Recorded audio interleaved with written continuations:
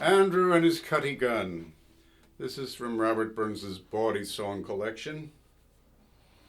I believe he wrote all of it, but the first two lines, which were taken from the old Andrew and his Cuttie Gun, which was a bacchanalian or drinking song. Those lines are Blythe, Blythe, Blythe was she, but and ben. But and ben is the front and back of a house. It can also mean, ben can also mean in, so it's like in and out perhaps. And a Cuttie Gun is a short tobacco pipe, but Burns turns it to a different use here as a euphemism. So I'll go over all the words, but the chorus is weel she looed it in her nieve. Well, she loved it in her fist, but better when it slippit in. Blythe, Blythe, Blythe was she, but and ben, and weel she looed it in her nieve, but better when it slippit in. When other lave gaed to their bed, and I sat up to clean the shoon. Oh, I think ye come jumpin' Ben, but Andrew and his Cuttie Gun. Blythe, Blythe, Blythe was she, but and ben, and weel she looed it in her nieve, but better when it slippit in. Or ere I wist he laid me back, and up my gamon to my chin, and ne'er a word to me spak, but liltit to his Cuttie Gun. Blythe, Blythe, Blythe was she, but and ben, and weel she looed it in her nieve, but better when it slippit in. The bawsent pitch she left the whalps, and hunted round us at the fun, as Andrew fodgel'd wi' his doup, and fired at me his Cuttie Gun. Blythe, Blythe, Blythe was she, but and ben, and weel she looed it in her nieve, but better when it slippit in. Oh, some delights in Cuttie stoup, and some delights in Cuttie mun, but my delights and Irsland's cowp wi' Andrew and his Cuttie Gun. Blythe, Blythe, Blythe was she, but and ben, and weel she looed it in her nieve, but better when it slippit in.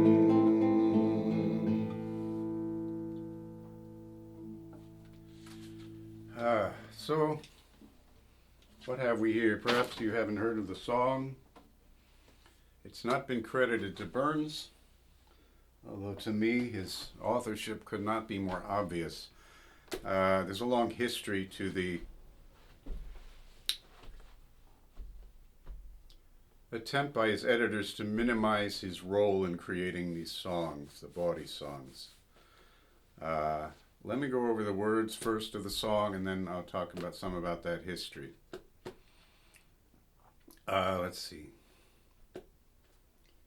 When all the lave gaed to their bed and went to bed, and all the rest went to bed, and I sat up to clean the shoes, who do you think came jumpin' in but Andrew and his Cuttie Gun? His tallywhacker, so to speak. Let's see. Or ere I wist he laid me back, before I knew he laid me back, and up my gamon to my chin, up my legs. These people used to say gorgeous gams. Gorgeous gams. Gamon, G-A-M-O-N, to my chin. And ne'er a word to me he spak. He didn't say a word, but liltit outleapt his Cuttie Gun. And there it was. The bawsent bitch, the tawny female dog left the puppies, and hunted round us at the fun as Andrew wiggled with his arse, his butt, and fired at me his cutty gun.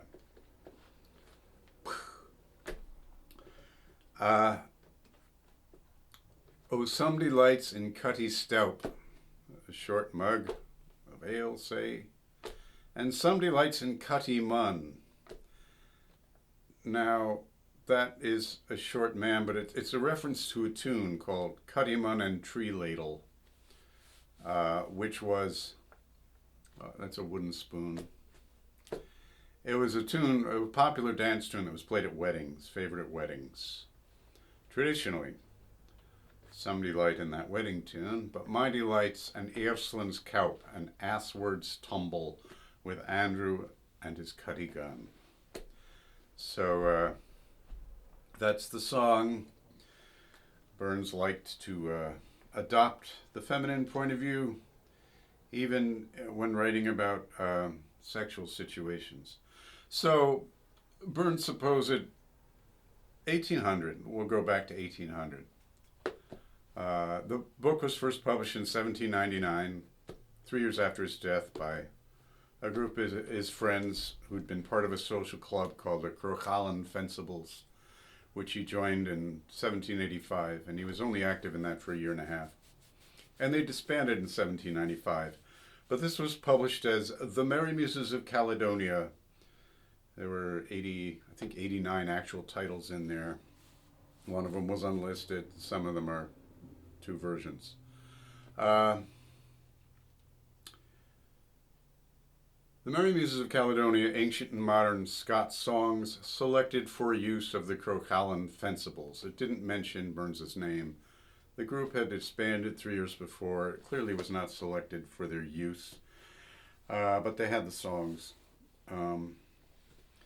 So that was a bit of clever misdirection to protect his reputation.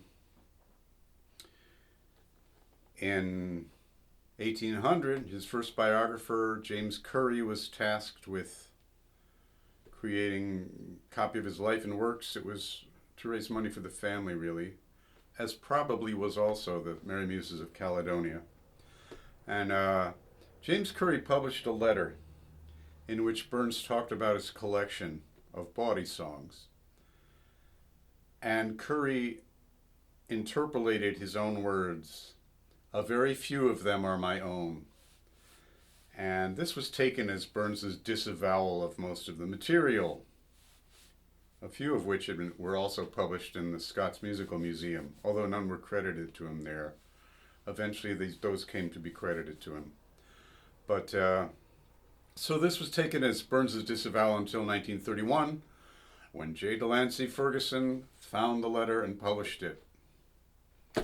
So that was that. Then you've got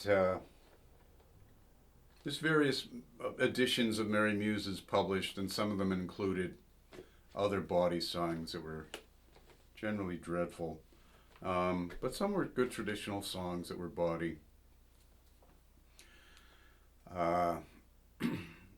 There was another collection printed in 1806 or 8, which has been really overlooked by Burns's editors. Only 1 or 2 pieces have gotten out from it. Well, actually 4, but only 2 directly from that edition. So I got a copy, a scan of it recently, and actually I took this version of the song from that because it has doup instead of ers. It has the more Scots term in it. Also, it says, fired at me his cutty gun, and in the Merry Muses it says the cutty gun. I think his is better here. So a slightly better, different lyric. I'm working on an article about the Giblet Pye, so eventually that stuff will get published. There are different versions of, and better versions of some of the Merry Muses songs in there.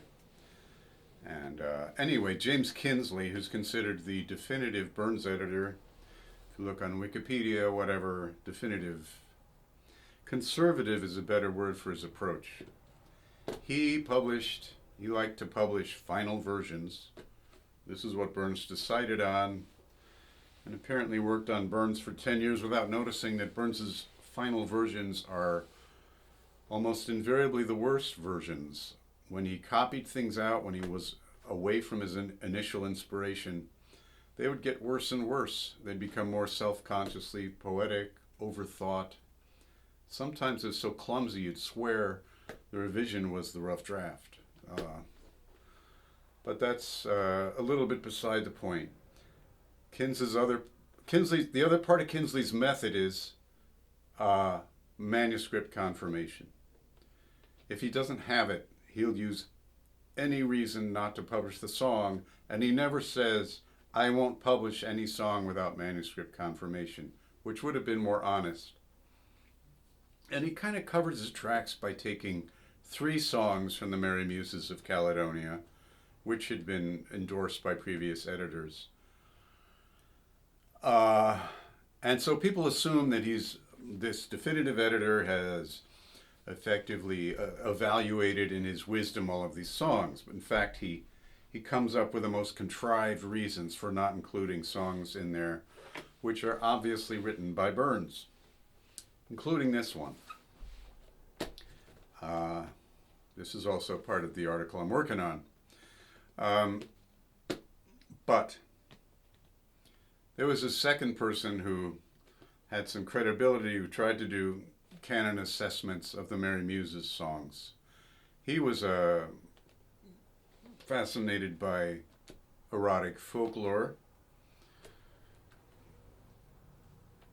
His name is Gershon Legman, and he published The Horn Book, talked about his discovery of more text that had been copied down from the Gracie manuscript by Alan Cunningham, and he found these in 1959. These were copied out in like 1815, and he found them in the back of an early edition of the Merry Muses. Not the first one, but just kind of bound into the back of the book with a note from Cunningham's son. And so he found some, I think 3 collected songs. I think they're collected. I don't think they're by Burns. In there, and also some different versions. So that was interesting, his research. His assessments, maybe. Here's what, in his 1965 edition of the Merry Muses of Caledonia, he takes a pass at determining Burns's contributions to the Muses texts. Burns recommended Scott's Bacchanalians in a letter to George Thompson, his second publisher, after the Scots Musical Museum, of 1911-1794. And Burns says, Andrew and his Cuttie Gun is the work of a master. That's the old drinking song. Legman discusses the old song. The Bacchanalian text referred to in Ramsay 1740, reprinted in Fir'd, cannot be the original folk song, though it is a handsome example of vernacular vocabulary by an obvious art poet, since neither Andrew nor his Cuttie Gun appears meaningfully in it, except as a nonsense reminiscence of the original. In Legman's thinking, as in Smith and Bark's commentary in the 1959 edition of the Merry Muses, which is, these guys are idiots, I'm sorry. The bawdy lyrics are always considered the basis of polite versions, as if the reverse were not equally likely. In the Bacchanalian, Andrew appears as the champion drinker in stanzas 2 and 3, and is revealed as the love interest of the narrator in the final stanza. He did like ony mavis sing, and as I in his oxter sat, his armpit. He sang like a skylark, and I sat in his armpit. He cawed me I his bonny thing, and mony a sappy kiss I gat. And the blithest lad that e'er I saw was Andrew his Cuttie Gun. This is neither nonsense nor reminiscence. Cuttie Gun was the term for a short tobacco pipe prior to its appearance as a euphemism in the Merry Muses. The version in Muses is also by an obvious art poet. There's no evidence that it has any connection with some imagined bawdy original on which the 1740 lyric was based. This is the kind of sludge I've been wading through from Burns's editors and critics from the last 11 years. Some stuff is not that hard to see. When you spend a long time with a person, even if it's decades, you hear their voice on the phone, you recognize it immediately, you know their voice. Well, Burns has a writing voice. Not only does he have a writing voice, he is an immortal poet. It's not that hard to recognize. So, I've been, I'm saying there's 3 signature lyrics by Burns in the Merry Muses which have not been credited. So the tune to Andrew and his Cuttie Gun is in Book 6 of James Oswald's Caledonian Pocket Companion in 1754. So it was a dance tune as well as the song. So Burns borrows the first 2 lines, and then you've got this lyric in which he says, "The bawsent bitch she left the whalps and hunted round us at the fun as Andrew fodgel'd wi' his doup and fir'd at me his Cuttie Gun." You hear those F alliterations? The fun, fodgel'd, fir'd. Bawsent bitch. Bawsent is tawny. So compare that to the dog in the 2 dogs named Lilith. There were 2 dogs speaking. And Lilith is talking about his human family. The canty old folks crack and cruise, the young ains rantin' through the hoose. My heart has been sae fain to see them, that I for joy hae barket wi' them. Is that the same writer? I think so. When all the lave gaed to their bed, has parallels, and when all the lave gaed to their play from Burns's Duncan Gray, and when all the lave gaed to their bed from Highland Harry. It's a stock phrase, granted, but it's one Burns liked to use. And so I'm claiming it as a Burns song. I noticed something today I hadn't before, because I was looking up these 3 lyrics that the Kinsley did credit to Burns. And while crediting Gie the Lasser Farron to Burns, he says, compare to, because that has the line, let's see.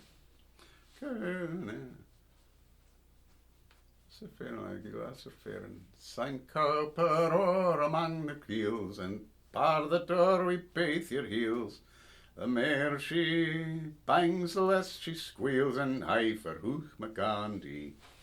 So, hey for getting it on.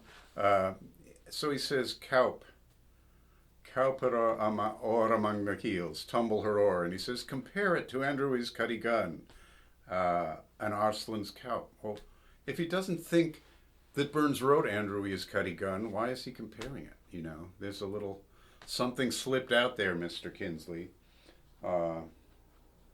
His approach to the bawdy songs is it's essentially dishonest in my view. Also, I mean, I'm getting a little off the subject, but the same thing with the political stuff that Burns sent to chapbooks to be published anonymously. Thomas Stewart, the nephew of Burns's friend John Richmond, had a number of manuscripts which he published, none of which Kinsley featured, but in the scholarly edition he does collate these. He does say, oh, in Stewart it has this line. But Burns's friend William Reed got a bunch of great texts. Brash and Reed chapbooks in Glasgow. Doesn't collate any of them, just drops them from the world. These were last printed in you know, the scholarly editions in 1896. Well, there are actually 6 better versions of A Man's a Man for all that than the public has been permitted to hear. And in all of them, Burns doesn't say vaguely, after he talks about a lord and what a jackass the lord is, he talks about a prince can make a belted knight in the version everybody knows, but an honest man's above his might. All the rest of these versions would have gotten Burns fired and possibly deported. The king can make a belted knight, a marquis duke and all that, but an honest man's above his might. Good faith, He munna fa that. He mustn't. The king doesn't get that, you know. When Greg Brown writes, Trump can't have that. He can't have community. He can't have what we have. Same idea, okay? So, stay tuned. Please subscribe. I'm correcting the record. I'm 11 years into this, and I'll be a couple more. The truth will out. Be well.